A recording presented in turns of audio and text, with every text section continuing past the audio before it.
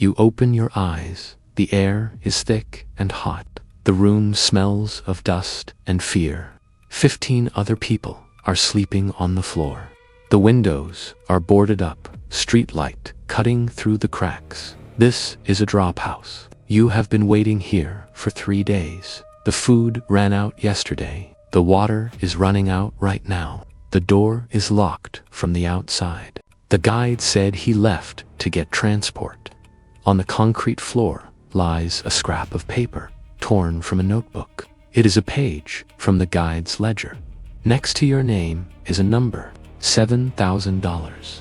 Next to that, your family's phone numbers. You are patient 0, a human being in an absolute system vacuum. Sendhil, Melanathan, and Eldar Shafir called this the scarcity mindset. When a person critically lacks a basic resource, water, safety, time, their brain shifts into tunnel vision. Cognitive bandwidth narrows. You can no longer plan for the future or assess long-term risks. Your brain can only solve one problem: how to survive until tomorrow morning. Through a crack in the boards, you see a police cruiser pull up to the house. The headlights go out. The officers don't exit. They just sit and watch the house. If you scream and bang on the door, they will hear you. You will be deported, but you will live. If you stay silent, the police will leave, but the guide might not return, and the water will be gone in an hour. What do you do? Pause the video and write in the comments. Scream or WAIT, the desert. Next morning, Detective Jimmy stands in the empty room with boarded up windows. Bottles are scattered on the floor. Jimmy picks up the scrap of paper, the ledger page. The price of human hope, Jimmy says, tucking the paper into his trenchcoat pocket. The snail on his shoulder stretches its eye stalks toward the light from the crack. There are no good guys or bad guys on the border. There are only those who run and those who profit from it. We're going down into the sand. Now you are the walker, the lowest level. 3 in the morning. The temperature is dropping. You have been walking through the Sonoran Desert for 2 days. Your feet are bleeding, but you don't stop, because if you fall behind the group, the guide won't wait for you. The man walking next to you stumbles and falls. He twisted his ankle. He can't get up. The guide hisses in the dark. Leave him. Let's go. We have 15 minutes before the patrol shifts. If you help him, you both delay the group. The guide might abandon both of you. If you keep walking, you save yourself. But he stays alone in the desert. Make your choice. Help him or keep walking. Jimmy sits on a rock in the desert. A discarded backpack lies on the sand. Under it is a half-empty plastic water jug. The snail crawls across the hot plastic, slowly, taking moisture where there is almost none. Roy Baumeister described this as ego depletion. Willpower and moral principles are a finite resource fueled by physical energy. When you are exhausted, starving, and terrified, your ability to make ethical decisions shuts down. The brain reverts to basic survival firmware. It is easy to talk about mutual aid in a warm office, in the Sonoran Desert, on the second day, without sleep. Empathy simply isn't funded by your nervous system on a biological level. Google Roy Baumeister, ego depletion, willpower. Creaking tower, border town. Noon, Jimmy stands on a rusted water tower. The wind blows dust around. The snail sits on a pair of binoculars, forgotten by someone on the edge of the railing.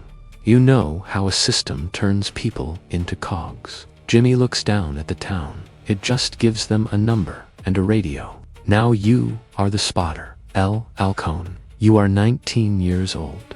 Your job is to sit on a roof or a hill with binoculars and a cheap radio.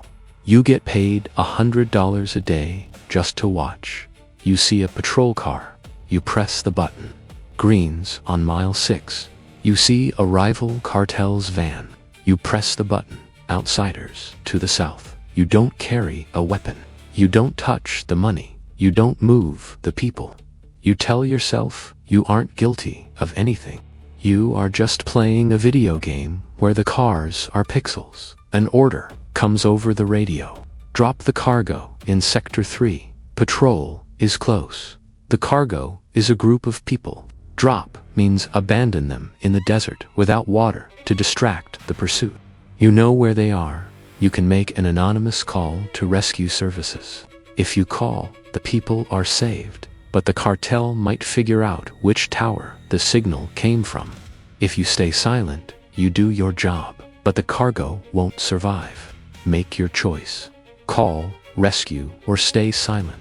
Jimmy opens the battery compartment of the forgotten radio. Inside, instead of batteries, is a crumpled instruction sheet with calcines. No names, only cargo, birds, ants. The snail crawls from the binoculars to the radio. The antenna trembles in the wind. Leon Festinger and Philip Zimbardo studied de-individuation, the loss of self-awareness in a group or system. When you are given a calcine instead of a name, and people are called cargo, responsibility diffuses. The teenager with the radio doesn't feel like an accomplice to a crime because his identity has dissolved into a function. He isn't killing people, he is just transmitting coordinates. The system protects the psyche of its operators by turning reality into terminology. Google Zimbardo de-individuation psychology, SUV interior, dirt road. Before dusk, Jimmy sits in the passenger seat of a dusty Chevy. There is no driver. The keys are in the ignition. The snail crawls along the steering wheel, leaving a thin trail on the cracked leather. The higher you climb, Jimmy traces a finger along the dashboard. The more excuses you need.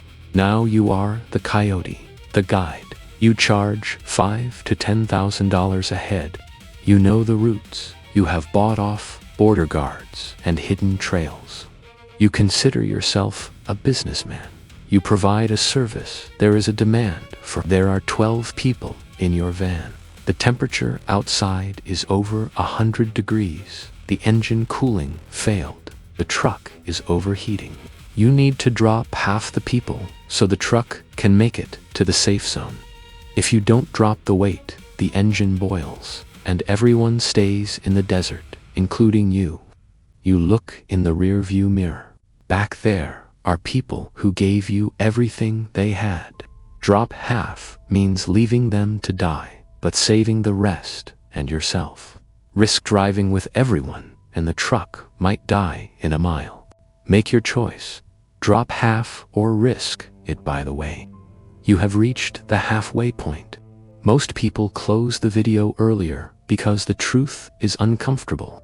If you are one of those who stay, subscribe to the Detective Jimmy and Snail channel and hit the like button. The algorithm doesn't like difficult topics. It needs your help. Jimmy opens the glove compartment. Inside is a neat stack of printouts. Cartel rules for guides. The first rule is underlined. The client is cargo. Cargo has no voice. The snail freezes on the logo on the steering wheel. Albert Bandura, a Stanford psychologist, called this moral disengagement, a cognitive mechanism that allows normal people to commit cruel acts without guilt. The coyote uses euphemisms. He doesn't leave people to die. He drops ballast to save the mission. He shifts the blame to circumstances. It is the desert killing them, not me. He dehumanizes the victims. This isn't psychopathy. It is a defense mechanism of the psyche that rewrites reality so you can keep living in it. Google Albert Bandura, moral disengagement, control room, border station, deep night.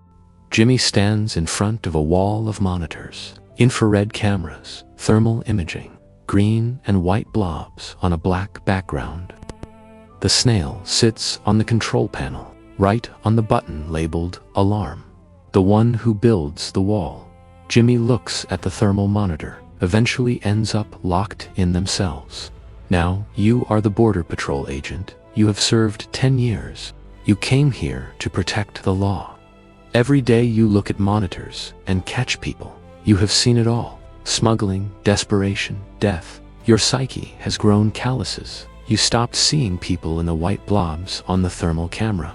To you, they are violators, units, targets. On the infrared camera in Sector 4, you see a heat signature. It is a child, alone. He fell behind the group and is wandering toward the canyon, where the temperature drops below freezing at night. Protocol dictates you dispatch a patrol to apprehend. Apprehension means deportation to a processing center. You can ignore the signature and anonymously pass the coordinates to local volunteers who leave water and medicine in the desert. Follow protocol, and the child enters a system where he might be lost for years.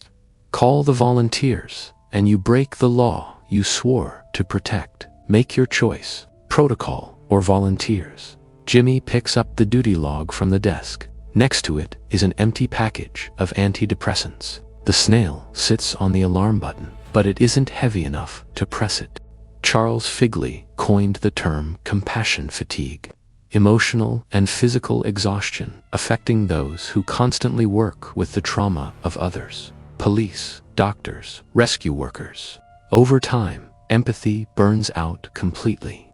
The officer stops feeling pity, not because he is evil, but because his nervous system can no longer process that volume of someone else's grief. Cynicism and strict adherence to protocol become armor. Google Charles Figley, compassion fatigue, secondary trauma, pristine office, capital city. Before dawn, Jimmy stands by the panoramic window. The air conditioning hums silently. On the mahogany desk is a laptop. No dust, no sand. The snail crawls across the laptop screen, leaving a trail over the numbers. The worst crimes, Jimmy says, are committed by men in expensive suits who have never seen blood. You are the shadow broker, the boss. You have never been to the desert. You have never seen a coyote. Your business is 90% legal. You own logistics companies, warehouses, real estate. The other 10% is the infrastructure for illegal trafficking. To you, people are a supply chain. Units that need to be moved from point A to point B with minimum overhead. On your screen is a spreadsheet.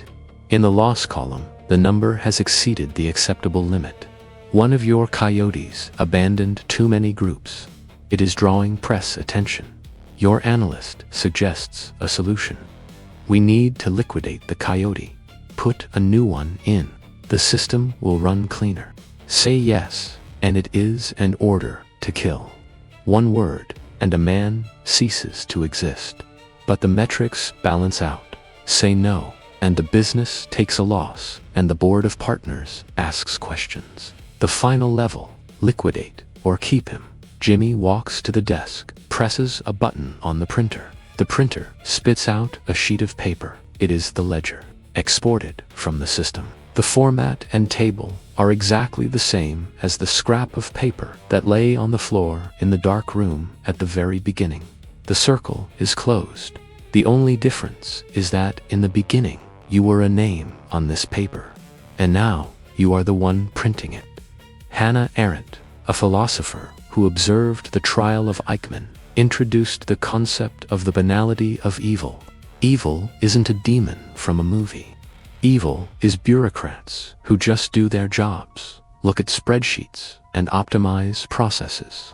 The broker in the office feels no hatred toward the people in the desert. He is simply maximizing profit. The crime becomes a routine, stripped of emotion. And it is exactly this normalcy, this boring office banality, that makes evil truly invincible. Google Hannah Arendt, banality of evil.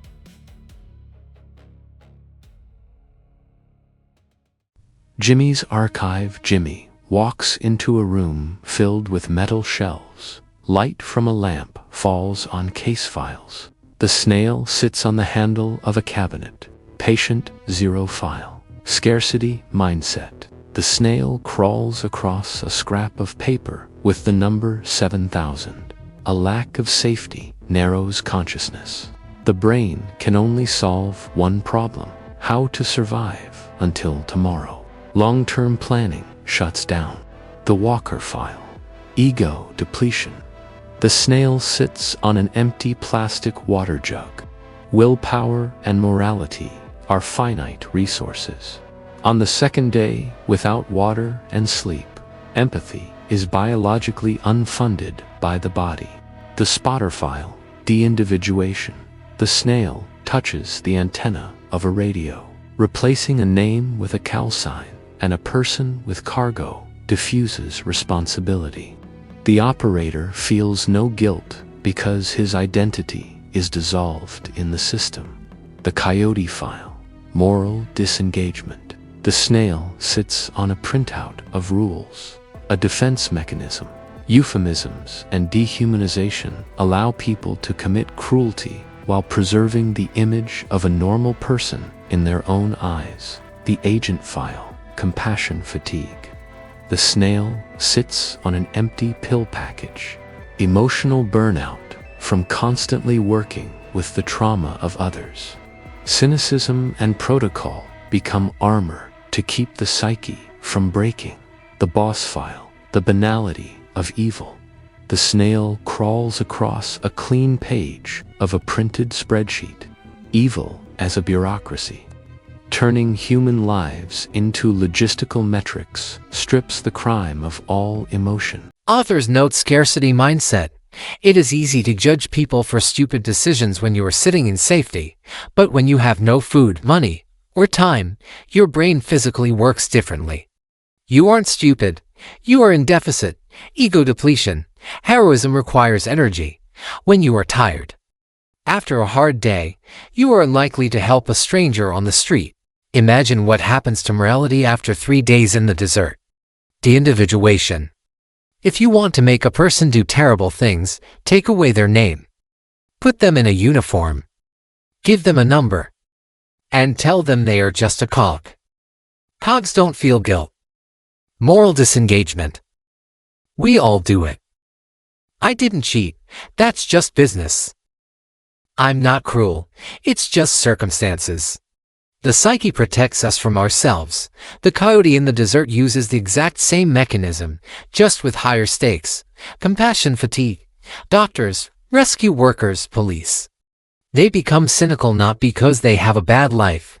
It is their bulletproof vest. If you let every tragedy through you, you won't be able to work. The banality of evil. Hannah Arendt was right. Real evil doesn't laugh a demonic laugh.